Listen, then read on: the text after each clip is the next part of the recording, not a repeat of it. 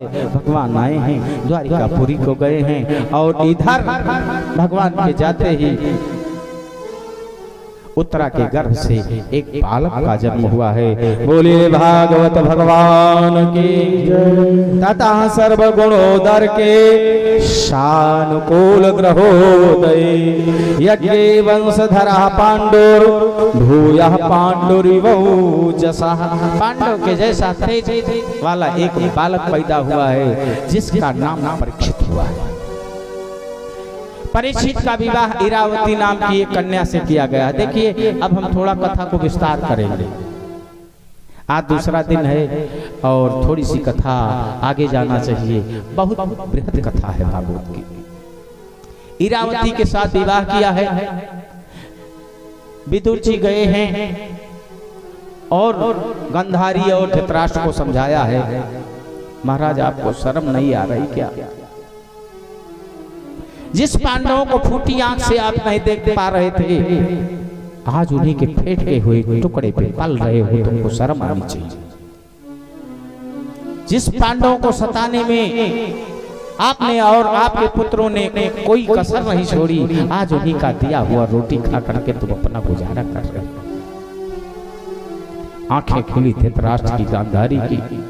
कहा विदुर तो ठीक कहते हो, मैंने जीवन में कभी तुम्हारा कहा नहीं माना। अगर विदुर तुम नीति पुरुष हो, यदि तुम्हारा कहा माना होता तो आज स्थिति नहीं होती।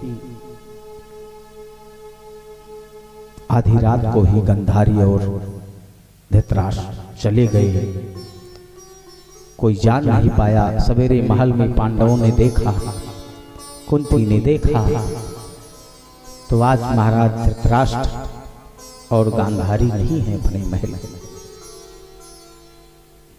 रात को ही छोड़ करके चले गए। विदुर जी तीर्थ यात्रा पे चले गए।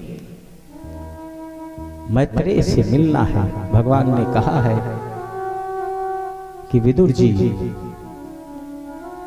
आपके मन में सत्संग सुनने की इच्छा है, मेरा गुणान बात सुनने की इच्छा है। मैं तो नहीं सुना सकता, लेकिन हरिद्वार में एक आश्रम है मैत्रेय जी का, और तीर्थ यात्रा जब आपकी होगी तो वही मैत्रेय जी का सत्संग आपसे होगा। विदुर जी ने सोचा कि घोर कलिकाल आने वाला है और पांडवों को राजपाट मिल गया है। इनके वंश में परीक्षित नाम के बालक का जन्म हुआ है और राजकुमार युवा हो गया है। पांडव उसका अभिषेक करना चाहते हैं। अब इस राज्य में इस अवस्था में चौथा पन आ गया है। चौथे पन में भगवान का भजन किया जाए। रात्रि में गांधारी और धृतराष्ट्र महल छोड़ करके चले गए। विदुर जी तीर्थ यात्रा को चले गए। पांडव भी परीक्षित को राजपाट सौंप करके स्वर्गारोहण के लिए चल दिए। कुंती, युधिष्ठिर, अर्जुन, भीम, नकुल, सहदेव, द्रौपदी सब लोग गए। चक्रवर्ती सम्राट हस्तिनापुर के कौन हैं? महाराज परीक्षित। एक दिन परीक्षित ने सोचा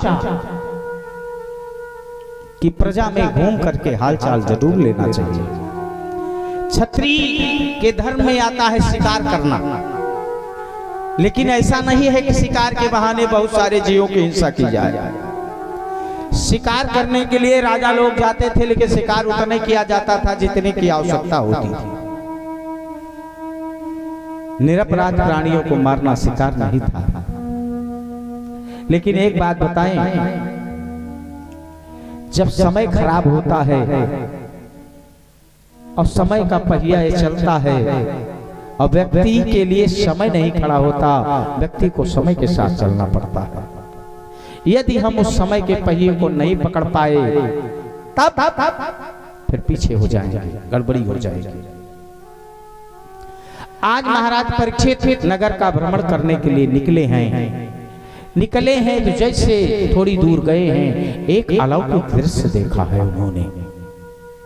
एक बैल खड़ा है जो 3 पैर का लंगड़ा है। अगर बैल एक पैर से लंगड़ा है तब तो किसी तरह चलेगा, 2 पैर से लंगड़ा है तो बिल्कुल परेशानी में चलेगा, लेकिन अगर 3 पैर से लंगड़ा है तो कैसे चलेगा? बड़ा आश्चर्य हुआ हमारी हस्तिनापुर में ऐसी स्थिति, इतना ही नहीं, एक काला काला शूद्र लाठी डंडा से उस बैल को मार रहा है और बैल के आंख से आंसू गिर रहे हैं और वहीं खड़ी एक गैया रो रही है। उस बैल को देखकर परीक्षित को क्रोध आया, म्यान से तलवार निकाला और देखा ये कौन है, हमारे हस्तिनापुर जैसे साम्राज्य में इतना बड़ा आतंक फैलाया है। इसलिए डांटा और डांटने के बाद तलवार निकाला। देखा वेपमानम पदैकेनो सीदंतम शूद्रताड़ितम, इस शूद्र की तरह पुरुष इसको प्रताड़ित कर रहा है। और जैसे तलवार उठाया मारने के लिए और कहा कौन हो, जल्दी बताओ नहीं तो मैं मार दूंगा। प्रकट हो गया। बैल भी बोलने लगा, महाराज मैं धर्म हूं, धर्म के 4 पैर हैं, प्रगट 4 पद धर्म के। लेकिन कलयुग में एक बचे, सत्यम नास्ति तपम नास्ति शौचम नास्ति, सत्य दया तप और दान। सतयुग बीता, सत्य समाप्त हो गया। त्रेता बीता, दया समाप्त हो गई। द्वापर बीता, तपस्या समाप्त हो गई। कलयुग में एक ही चरण है, दान। कि प्रगट 4 पग धर्म के, कलिमहु एक प्रधान, जेन केन विधि दीने दान करई कल्याण। केवल दान ही बचा है, धर्म 3 पैर से लंगड़ा है इस कलयुग में। सत्यम नास्ति तपम नास्ति दया नास्ति, केवल दान। कलिना धर्म मित्रेण, कलयुग ही अधर्म का मित्र बनकर के टहल रहा। और परीक्षित ने कहा कि अब आज से देखा तो गैया खड़ी थी, कांप रही थी। गैया ने कहा महाराज मैं भक्ति हूं, पृथ्वी हूं, पृथ्वी पे मुझे मनुष्य का भार चाहे जितना हो मैं सहन कर सकती हूँ, लेकिन जब अधर्म होने लगता है तो मैं सह नहीं पाती, पाप होने लगता है मैं सह नहीं पाती। देखा भक्ति की दशा है, धर्म की ये दशा है। कहा कि अब केवल 3 युग लगेंगे, चौथा नहीं लगेगा कलयुग। कलयुग को मैं समूल विनाश कर दूंगा। जैसे तलवार उठाई कलयुग को मारने के लिए, तलवार खींचा म्यान से, कलयुग हाथ जोड़ करके परीक्षित के चरणों में बैठ गया। महाराज रुको, कलयुग में जानते हो सब गड़बड़ी थोड़े है। महाराज हमारे अंदर बड़ी अच्छाई भी है। परीक्षित ने पूछा तुम्हारे अंदर कौन सी अच्छाई हो गई? क्लेर दोषनिध हे राजन, हे राजन अस्ति एको महान गुणा। एक ही गुण कलयुग का कोई अपना ले तो बेड़ा पार हो जाएगा। कहा कौन सा? कलयुग समझु ज्ञान नहीं, अजो नर कर विश्वास, गाई राम गुण गण विमल, भवतर भी नहीं प्रयास। बिना प्रयास के भव सागर करोगे, इस कलयुग में केवल राम नाम का गान करो। कलयुग जोग न यज्ञ न ज्ञान, एक अनार राम गुण गान, कलयुग केवल हरि गुण का, गावत नर पावै भव। और कलयुग में एक विशेषता है। परीक्षित ने पूछा और कौन विशेषता है तुम्हारे अंदर? कहा मन से सोचा हुआ पुण्य तो हो जाएगा, लेकिन मन से सोचा हुआ पाप नहीं होगा। अगर आपके पास धन नहीं है और वहीं से भागवत भगवान का ध्यान करके कहते हैं हे भगवान, अगर हमारे पास भी रुपया पैसा होता तो हम भी अपने द्वार पे भागवत की कथा कराते। और वास्तव में यदि ऐसा कहते हुए आपके हृदय ने रो दिया और 2 बूंद आंसू भागवत भगवान के दरबार में गिर गए तो आपका भागवत का पुण्य बिना भागवत सुनेंगे गया। यही प्रताप कलयुग का। और पाप चाहे जितना सोचो, बिना सोचे बिना किए आपको नहीं मिलेगा, लेकिन यदि 24 घंटा पाप का चिंतन करोगे तो एक बार हो जाएगा। और युगों में व्यवस्था नहीं थी, अगर किसी को कुदृष्टि से आपने देख लिया तो उसका भी पाप आपको लग जाया करता था। लेकिन कलयुग में यही प्रताप है कि कली कर एक पुनीत प्रतापा कि मानस पुण्य होई नहीं पापा। तो कहा ठीक है, अगर इतना गुण है तो जाओ, लेकिन मेरे राज में दिखाई मत देना, मैं स्थान तुमको बता रहा हूं, वहीं जा करके रहो। कहाँ रहूं? अभ्यर्थितस्तदा तस्मै स्थानानि कलये ददौ द्यूतं पानम स्त्रियः सुना यत्र धर्मः चतुर्विधा। जाओ इन्हीं 4 स्थान पे रहो कि होती हो जहाँ पे जुआबाजी, मद की प्यालियाँ छलकती है, मद की प्यालियाँ छलकती हो, मद की प्यालियाँ छलकती हो। कि होती हो जहाँ पे जुआबाजी, मद की प्यालियाँ छलकती है, मद की प्यालियाँ छलकती है, मद की प्यालियाँ छलकती है। अब बेस्याएं जहाँ निवासिन हो, जहाँ पे शराब पी जाती है, जहाँ जुआबाजी होती है, जहाँ पे वेश्यावृत्ति होती है, वहाँ जा करके रहो। और जहाँ झूठे लोग रहते हैं कि वेश्याएं जहाँ निवासिन हो, झूठी कपोलियाँ उड़ती हो। वेश्याएं जहाँ निवासिन हो, झूठी कपोलियाँ उड़ती हो।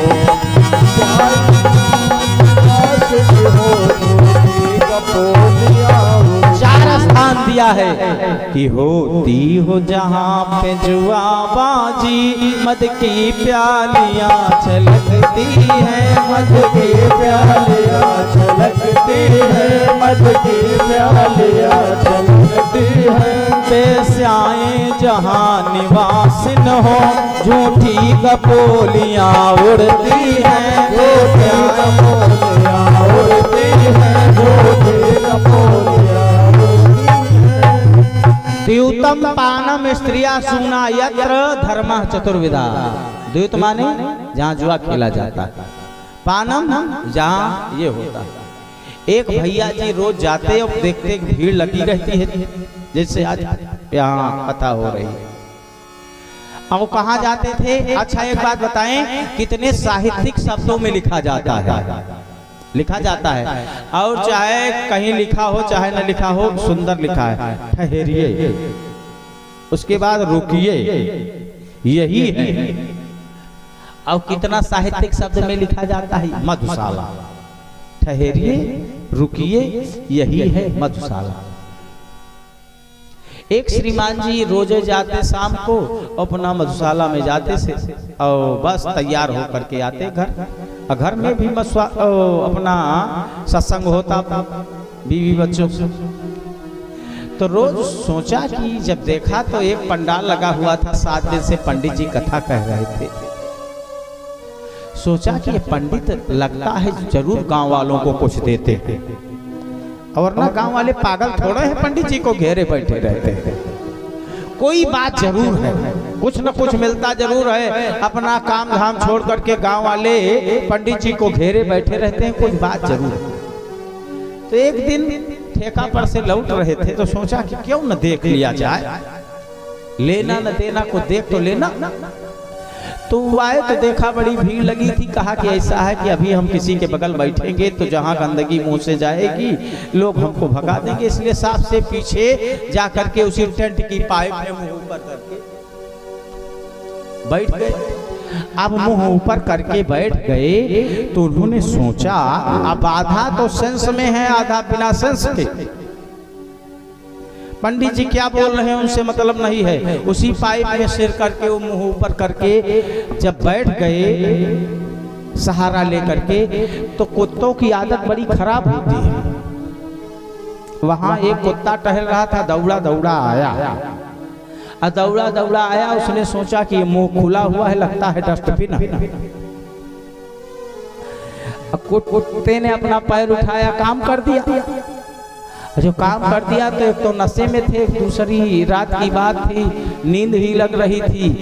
जब जैसे ही मुंह में वो तत्व, अमृत तत्व गया, और जो गया तो बेचारे झझक करके उठ खड़े हुए।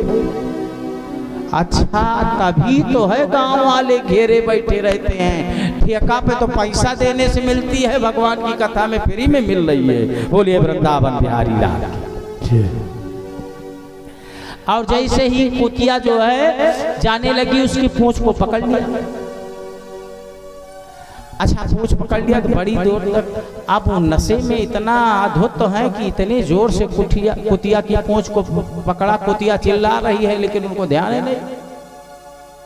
पूंछ को पकड़ा, बड़ी देर तक निहार रहे। सारे कथा सुनने वाले देखे थे कुतिया की पूंछ पकड़ करके क्या कर रहा है। अब उसी पूंछ को बार बार देखा है और कहा है, टिंकू की मम्मी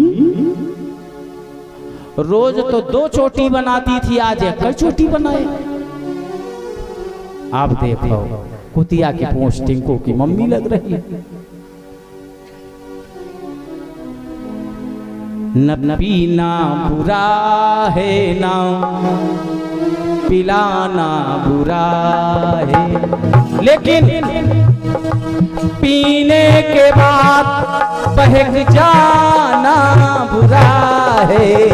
न पीना बुरा है, न पिलाना बुरा है, न पीना बुरा है, न पिलाना बुरा है।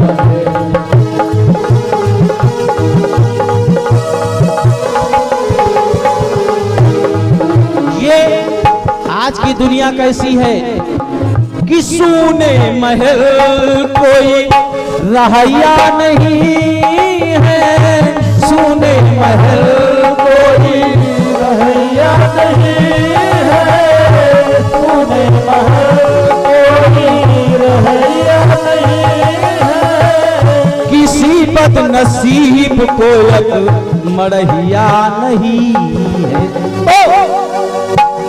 हंसी बदनसीब की, हंसी बदनसीब की उड़ाना बुरा है। हंसी बदनसीब की उड़ाना बुरा है, कि पीने के बाद बहक जाना बुरा है, पीने के बाद बहक जाना बुरा है।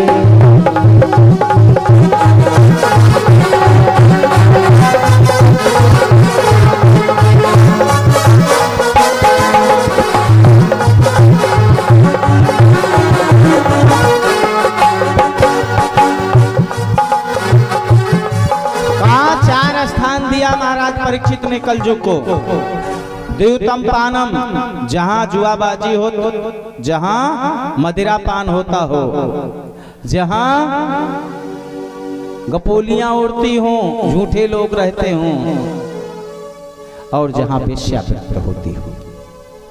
कलयुग रोने लगा, कहा महाराज जितना स्थान आपने दिया सब गंदा स्थान दिया, एक स्थान तो अच्छा दे दो। कहा अच्छा जाओ सोने में निवास करो। लेकिन कलयुग किस सोने में रहता है? अन्याय के सोने में। कलयुग ने सोचा कि इससे बढ़िया मौका नहीं होगा। इस समय महाराज परीक्षित के सिर पे जो मुकुट है वो अन्याय का मुकुट है। जैसे कहा सोने में निवास करो, कलयुग प्रवेश कर गया उसी मुकुट में, क्योंकि वो मुकुट हस्तिनापुर का नहीं है, वो मुकुट तो जरासंध का है। भीम दादा ने मार करके वो मुकुट छीना है, अन्याय का मुकुट है, इसलिए सोने में प्रवेश कर गया। शीश पे मुकुट है, अब मुकुट किसका है? सोने का। बुद्धि को भ्रष्ट कर राजा जंगल में पहुंचा शिकार के बहाने, लेकिन संजोग क्योंकि कलयुग सवार है सिर पे, शिकार नहीं मिला। एक शिकार मिला भी तो दौड़ाया राजा को, घोर पियावान जंगल में ले गया भानु प्रताप की तरह, लेकिन शिकार को मार नहीं पाए। तो महाराज परीक्षित खींच गए, कहा बिना इसको मारे नहीं लौटूंगा। अब उसी जंगल में शिकार के बहाने दौड़ रहे हैं।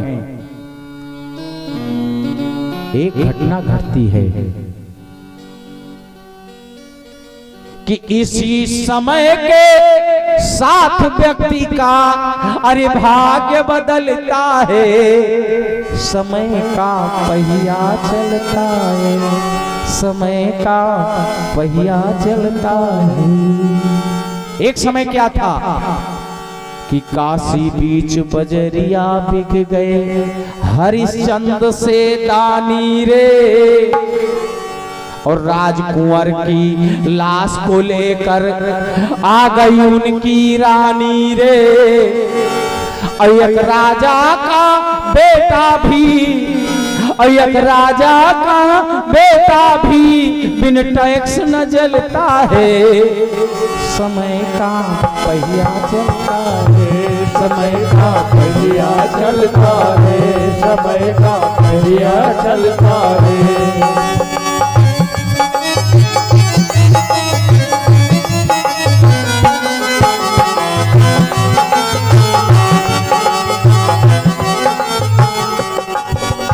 हे भैया, महाराज परीक्षित के सिर पे मुकुट है, अन्याय का मुकुट है, कलयुग प्रवेश कर गया है और भूख लगी, प्यास लगी। अब जंगल में कहां मिले पानी, कहां मिले भोजन। थोड़ी दूर पहुंचे तो देखा एक आश्रम है और उस आश्रम के कुटिया के सामने चबूतरे पे एक बाबा बैठ करके तपस्या कर रहे हैं। नाम है समीक। राजा ने 2 बार 3 बार पानी मांगा। देखिए यहाँ पे पूर्व जन्म की कथा आती है महाराज परीक्षित के। आज समय का अभाव है, कल जरूर सुनाऊंगा। ये मरा हुआ सांप कहां से आया है कि सांप लेकर जो आया, कि नाग लेकर जो आया, अरे उसका पता ना चले कि नाग ले कौन आया। मरा नाग ले कौन आया, नाग ले।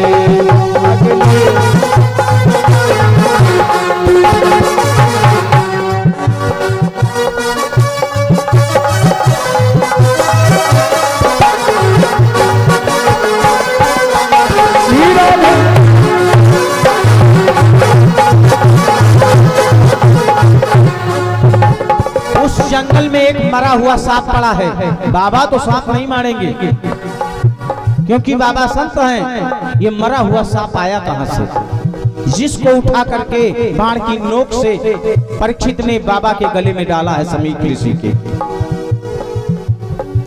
नाग लेकर कौन आया, उसका पता ना चले। नाग ले कौन आया, वो मरा नाग ले।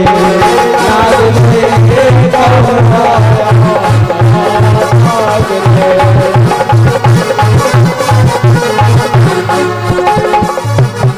बोलिए आनंद कंद भगवान की जय। समीक ऋषि साधना में लीन है। 3 बार जल मांगा, जल दे दो, जल दे दो, जल दे दो।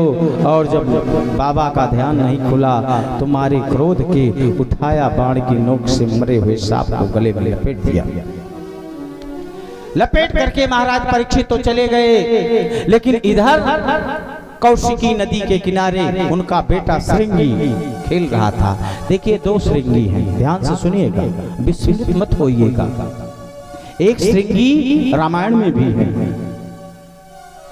कि श्रृंगी ऋषि वशिष्ठ बोलावा, पुत्र काम शुभ यज्ञ करावा। श्रृंगी ऋषि वशिष्ठ बोलावा, पुत्र काम शुभ यज्ञ करावा। श्रृंगी ऋषि वशिष्ठ बोलावा, श्रृंगी ऋषि वशिष्ठ बोलावा, श्रृंगी ऋषि वशिष्ठ बोलावा, श्रृंगी ऋषि वशिष्ठ बोलावा, श्रृंगी ऋषि वशिष्ठ बोलावा, पुत्र काम शुभ जग करावा, श्रृंगी ऋषि वशिष्ठ बोलावा, पुत्र काम शुभ जग करावा। बोले आनंद कंद भगवान की। लेकिन वो जो श्रृंगी है वो विभांडक के पुत्र है, ये जो श्रृंगी हैं ये शमीक के पुत्र हैं। बच्चों के साथ, साथियों के साथ कौशिकी नदी के किनारे श्रृंगी खेल रहा था और बच्चे क्या जाने, हे श्रृंगी तुम्हारे पिता को सांप ने डस लिया, तुम्हारे पिता को सांप ने डस लिया, किसी ने लगता है तुम्हारे पिता के गले में सांप डाल दिया।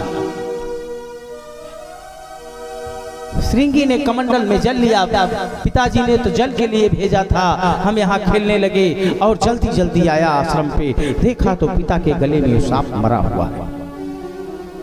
श्रृंगी ने समझा कि मेरे पिता की भी यही स्थिति हुई है जो सांप की है, इसलिए क्रोध आया और क्रोध में आकर के श्रृंगी ने कमंडल से जल लागा, डाला हाथ में हथेली में। एक बात बताएं, तप बल विप्र सदा बरियारा, तीन कर कोप न को रखवारा। आज एक तपस्वी बालक ने, एक संत बालक ने अंजलि में गंगा जल डाल करके कौशिकी का और वही श्राप किया। जिस किसी भी मूर्ख राजा ने हमारे पिता के गले में ये सांप डाला है, आज के 7वें दिन नागों के राजा तक्षक के द्वारा डस लिया जाएगा। इति लंघित मर्यादम तक्षका सप्तमे हनि। जिसने भी इस मर्यादा का उल्लंघन किया है, इति लंघित मर्यादम तक्षका सप्तमे हनि, आज के 7 दिन बाद तक्षक उसको डस लेगा। और जैसे श्राप दिया है, शमीक महाराज की आंख खोली, डांटा है। किस राजा को श्राप दे दिया? ये परीक्षित इतना धर्मात्मा राजा है, हस्तिनापुर के सिंहासन पे ऐसा दूसरा राजा नहीं होगा। हे पुत्र, तुमने बड़ा अपराध किया है। इसलिए शमीक को ज्ञान हुआ, कहा है तो बड़ा गड़बड़ है, महाराज को सूचना देनी चाहिए, क्योंकि सांप के काटने से अकाल मृत्यु होती है और जिसकी अकाल मृत्यु होती है उसको नरक जाना पड़ता है। ऐसे धर्मात्मा राजा को नरक हो जाएगा। बड़ा अपराध कर दिया है श्रृंगी तुमने। इसलिए अपने 4-5 शिष्यों को भेजा और कहा, जाओ महाराज को बता दो, अपने उद्धार का कोई न कोई उपाय कर लें, अभी 7 दिन बाकी है, अभी 7 दिन बाकी है।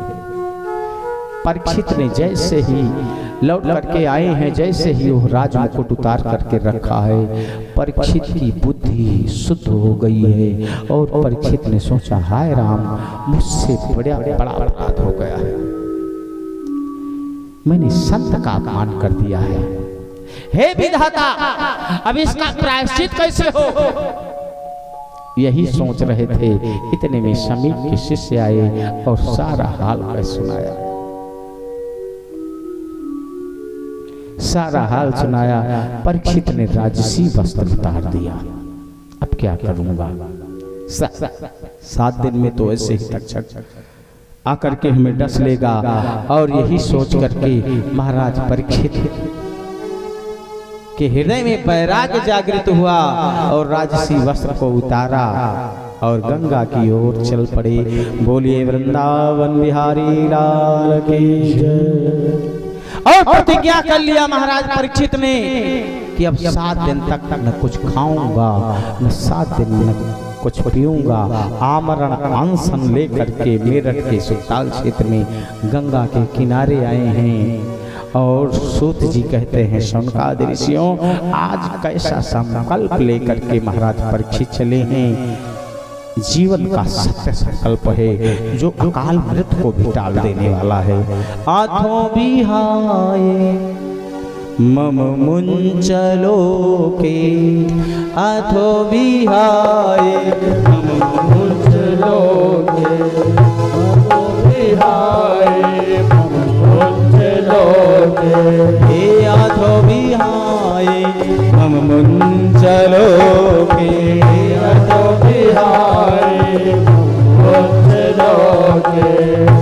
विमर्शितो हे तया पुरस्तात् विमर्शितो हे तया पुरस्तात् रथ विहाय मम मुञ्चलोके रथो विहाय मुञ्चलोके कृष्णांघ्रि सेवा मधिमन्यमान कृष्णांघ्रि सेवा कृष्णांघ्रि सेवा मधिमन्यमान कृष्णांघ्रि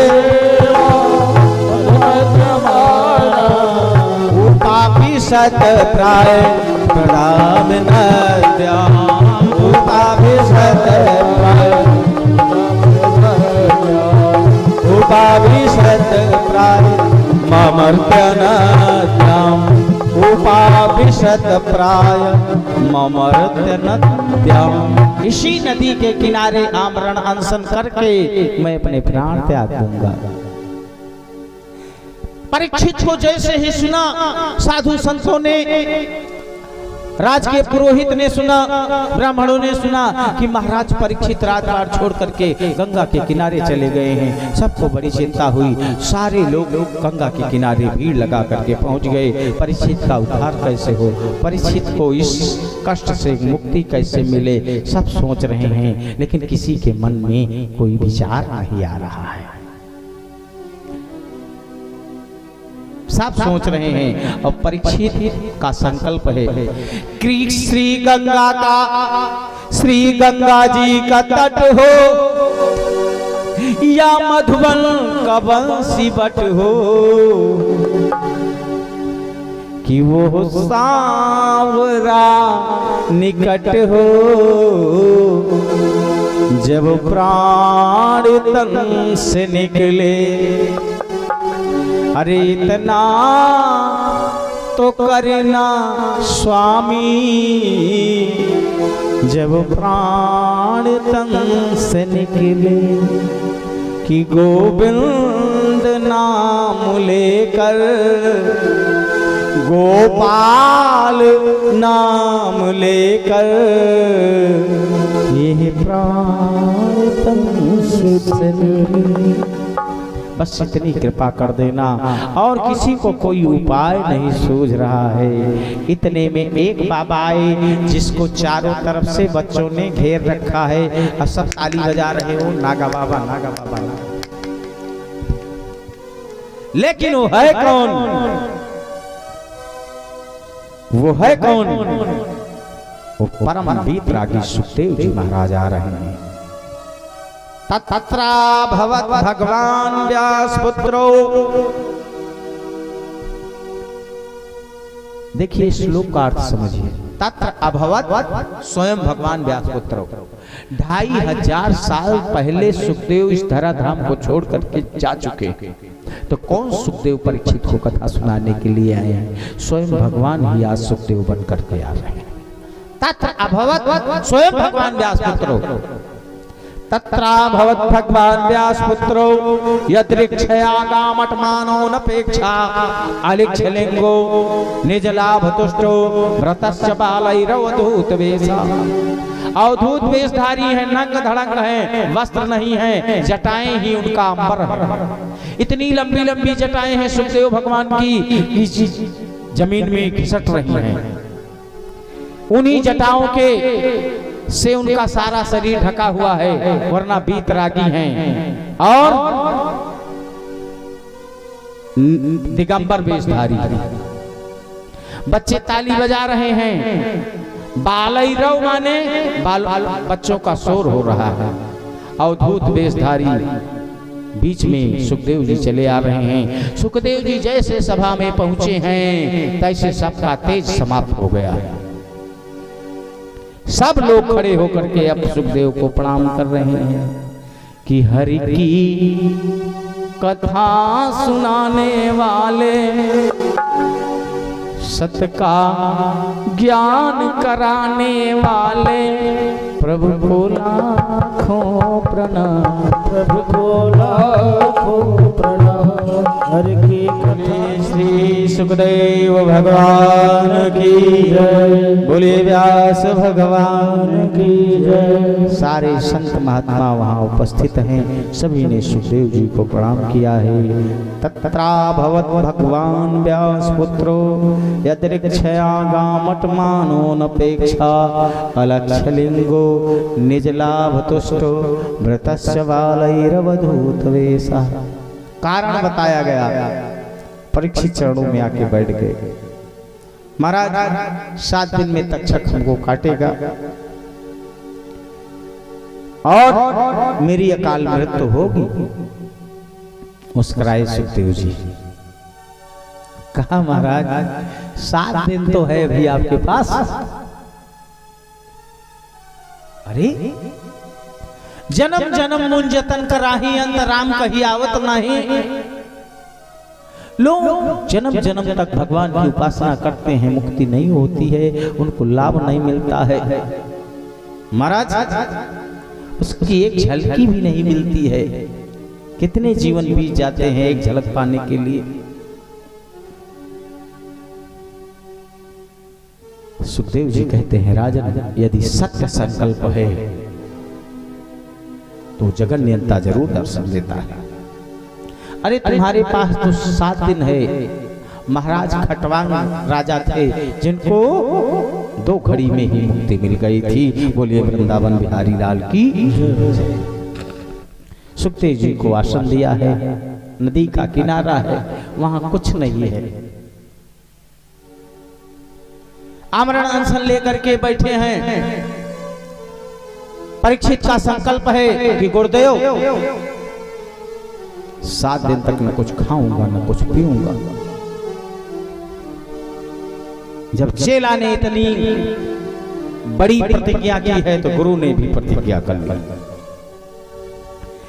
हे परीक्षित, जब तक तुम्हारा उद्धार नहीं कर दूंगा तब तक यहां से जाऊंगा नहीं। 7 दिन तक तुमने आमरण अनशन लिया है तो मैं 7 दिन में तुम्हारे लिए विमान जरूर उतार दूंगा। बोलिए भागवत भगवान की। ये गुरु का संकल्प है। और दोनों बैठे हैं। परीक्षित महाराज ने प्रश्न किया है,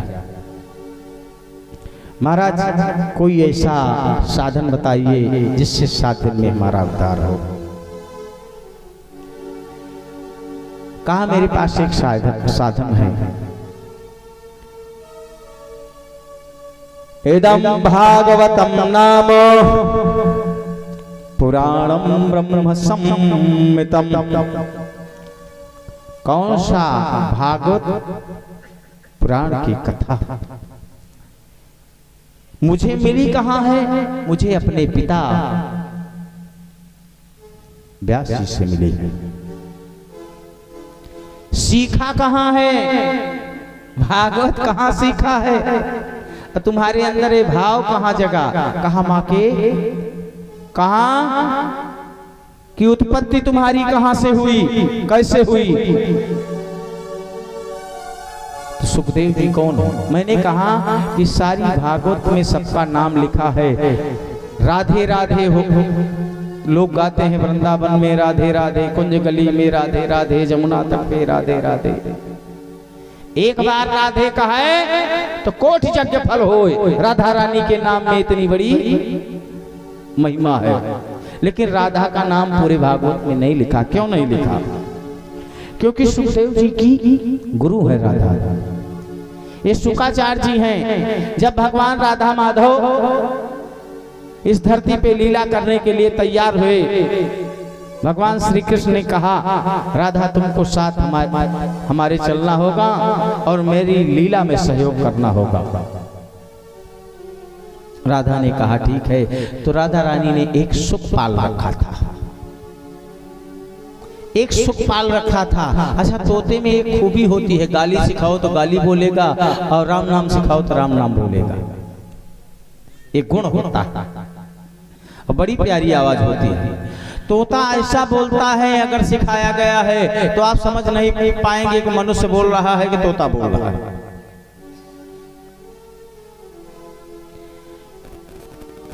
उस शुक ने कहा, मां मैं भी आपके साथ चलना चाहता हूं। तो कहा कैसे तुमको जमीन पे ले जाया जाए, धरती पे कैसे ले जाया जाए? राधा रानी ने कहा एक उपाय मैं करती हूं। नारद बाबा को बुलाया और नारद जी को समझा दिया, जाओ शंकर जी के पास जाओ, उपाय वही करेंगे। अब नारद जी को जब राधा रानी ने संकेत किया तो नारद जी कैलाश पर्वत पे पहुंच गए। भोले बाबा तो दूर की बात, आगे मिल गई माता पार्वती। माता पार्वती नारद जी को अपना गुरु मानती है। नारद जी को प्रणाम किया। नारद जी ने कहा, माता इस संसार में भोले बाबा अपने गणों से बड़ा प्रेम करते हैं, अपने नंदी से बड़ा प्रेम करते हैं, अपने भक्तों से बड़ा प्रेम करते हैं, और उतने प्रेम आपसे भी करते हैं। पार्वती ने कहा, मैंने समझा नहीं नारद जी क्या कहना चाहते हैं। कहा, जैसे सबसे प्रेम वैसे तुमसे भी प्रेम। आप तो उनकी अर्धांगिनी हैं, आपसे एक विशेष प्रेम होना चाहिए। पति पत्नी एक साइकिल के दो पहिए हैं, अगर एक पहिया पंचर हो गया तो साइकिल चलने वाली नहीं। इसलिए भोले बाबा आपसे हमको लगता है उतना स्नेह नहीं करते हैं, क्योंकि अपनी अर्धांगिनी से जीवन में कोई बात छुपनी नहीं चाहिए। यदि पति के मन में कोई मैल है तभी तो छुपाएगा कोई बात। कहा, मेरी समझ में नहीं आ रहा है नारद, तुम कौन सी गूढ़ बात कहना चाहते हो? नारद जी तो घुमा करके कह रहे हैं, बात कैसे बनेगी? सुखदेव जी का आगमन होना है। तो कहा, पार्वती ने पूछा, नारद कहना क्या चाहते हो? कहा, क्या सारी बात गोपनीय बातें आपसे बताते हैं शंकर बाबा? कहा, क्यों नहीं बताएंगे, मैं उनकी धर्म पत्नी हूँ। कहा, एक बात बताओ, कभी आपने पूछा है कि शिव जी के गले में जो मुंडों की माला है वो किसके मुंडों की माला है? ये किसके मुंडों की माला है? कहा, ये तो हमने कभी पूछा नहीं, जरूरत नहीं समझा। कहा, एक बार पूछ करके देखो, तब आपको पता लग जाएगा कि भोलेनाथ कितना प्रेम करते हैं आपसे। नारद जी तो लुक्की लगा के चले गए। नारद जिसकी बात कभी रद्द न हो, अथवा नारम ददात सा नारदा, जो ज्ञान दे अज्ञान को दूर करे, वो नारद है। कल युग में नारद किसको कहते हैं कि दिए भाई का भाई से लड़ाए वह नारद बा। तो कहने का मतलब नारम ददा दिशा नारदा, जिसकी बात कभी रद्द न हो वो नारद है। अब माता पार्वती ने शंकर जी को देखा तो बैठे हैं बड़े प्रसन्न मुद्रा में, पहुंच गई, बगल में बैठी और प्रणाम किया। शंकर जी ने कहा, आओ देवी बैठो। देखा तो चेहरा लटका हुआ है। कहा, क्या बात है पार्वती, क्या बात है? तुम्हारे चेहरे पे उदासी कैसी है? कहे, महाराज आप हमको संपूर्ण प्रेम नहीं करते। प्रेम तो करते हैं लेकिन मुझे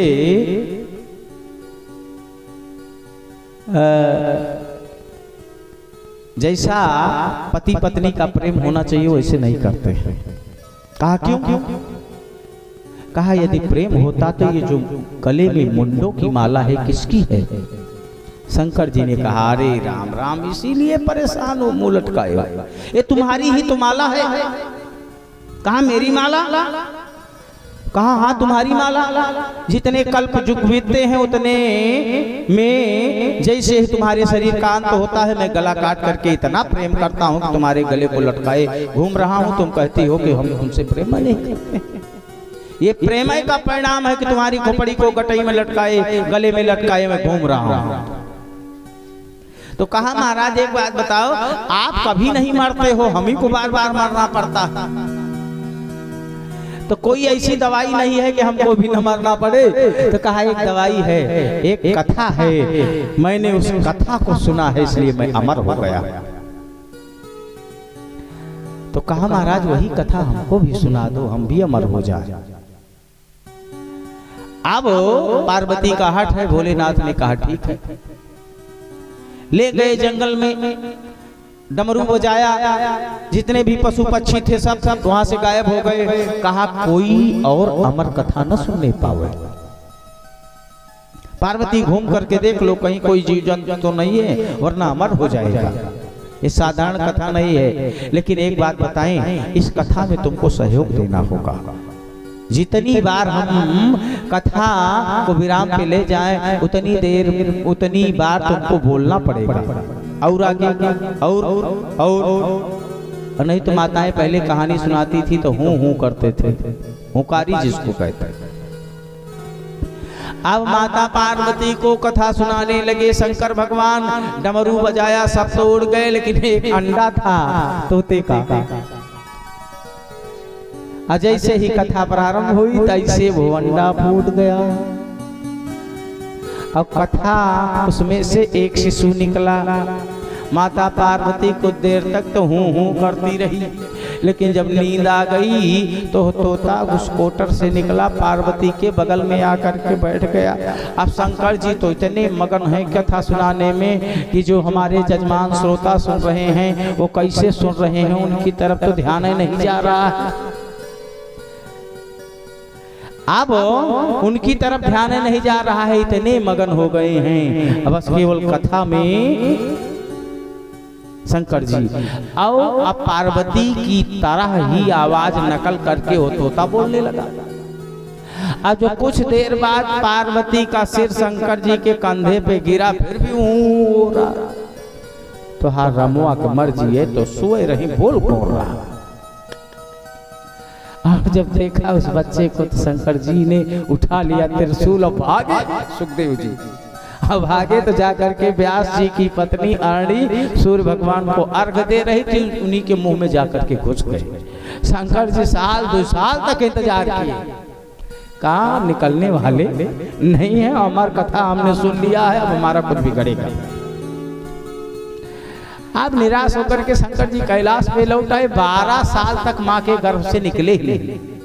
ब्रह्मा जी ने आकर के निवेदन किया, कहा भगवान से कहो कि उनकी माया मुझे व्याप्त जब नहीं होगी तभी मैं इस गर्भ से बाहर आऊंगा, वरना घर से बाहर निकलने वाला नहीं हूँ। भगवान ने आशीर्वाद दिया है सुखदेव, तुमको हमारी माया व्याप्त नहीं होगी, इसलिए गर्भ से बाहर आओ। महाराज परीक्षित मेरठ के सुखताल क्षेत्र में गंगा के किनारे बैठे हैं और हमारे आचार्य जी के पास कुछ सूचनाएं हैं, इसलिए 2 बार भगवान नाम संकीर्तन गाओ। शेष चर्चा कल के सत्र में, इसके बाद आरती होगी। प्रसाद लेकर के ही आप लोग अपने अपने प्रसाद को जाएंगे। भगवान की कथा है, ज्यादा से ज्यादा सुनाने का प्रयास किया जाएगा। आप जितनी देर बैठेंगे, आप 1 घंटे और बैठो, 2 घंटे तो हम सुनाएंगे। और भागवत की कथा हो सकती है, लेकिन वो आपके बैठने के ऊपर है। हम जबरदस्ती नहीं कर सकते हैं, हम तो प्रयास करते हैं कि जितनी ज्यादा से ज्यादा हो सके। भागवत की कथा कभी पूरी होने वाली नहीं है, लेकिन इतना तो सुना ही दिया जाए कि जिससे जो है भागवत का कुछ भाग तो आपके सम्मुख आ जाए। बोलिए वृंदावन बिहारी लाल की जय। जय राधा रमणी गिरधारी, गिरधारी श्याम बनवारी। जय जय राधा रमणी गिरधारी, गिरधारी श्याम बनवारी। जय जय राधा रमणी गिरधारी, गिरधारी श्याम बनवारी। जय जय राधा रमणी गिरधारी, गिरधारी श्याम बनवारी। गिरधारी श्याम बनवारी, गिरधारी श्याम बनवारी। हाँ गिरधारी श्याम बनवारी, गिरधारी श्याम बनवारी। जय जय राधा रमण गिरधारी, गिरधारी श्याम बनवारी। जय जय राधा रमण गिरधारी, गिरधारी श्याम बनवारी।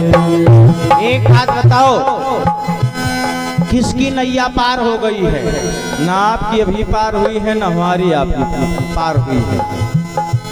मेरी डोले भंवर में नैया, मेरी डोले भंवर में नैया, मेरी डोले भंवर में नैया, कि बन जाओ हे नाथ खेवैया, बन जाओ हे नाथ खेवैया, बन जाओ हे नाथ खेवैया। हम आए हैं शरण तुम्हारी, हम आए हैं शरण तुम्हारी, गिरधारी बलवारे, शरण तुम्हारे, गिरधारी सब बलवारे, जगह आधार मन गिरधारी, गिरधारी सब बलवारे, जय आधार मन गिरधारी, गिरधारी सब बलवारे, गिरधारी श्याम बनवारी। बोलिए भागवत भगवान की जय। आइए कुछ आवश्यक सूचनाएं हैं हमारे आचार्य जी के द्वारा।